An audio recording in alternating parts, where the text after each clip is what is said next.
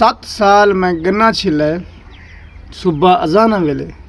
ریڑی پیڑ کے بہنا ہمیں چھلیں خود ہمیں ان دی آگ جی کھوری ہوندی او لاڈی کے گھر گنا نامی اشالی اذان ویلے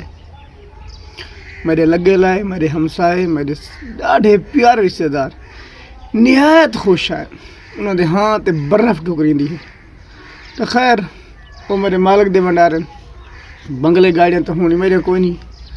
ہونی خالی میں سوکھی جی میں سرائے کے مثال نا سوکھی روٹی کھانا پیا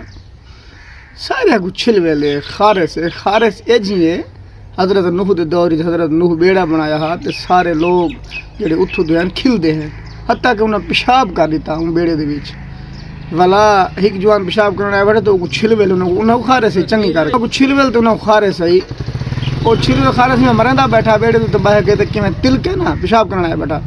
وچ وان پہ بیڑے دے وہ کھارے چھوڑ گئی وہ پورے علاقے کھنڈاری تو کہ مرو جرا نوح دے وچ پیشاب نہیں پیا گندگی پئی وہ وجود تے ملو ٹھیک تھے ویسو انہاں اون دے جری کر گئے ہیں اتھو زیادہ پھٹے بھی انہیں چٹ گئے تھے جتنی خارس تھی جتنی چھلویل انہوں کو پہلے خوشی تھی ہے ڈبل خارس تھی چھلویل ہے یہ میرے مارک دے بنڈاریں لہٰذا جلنا کھپنا منافقت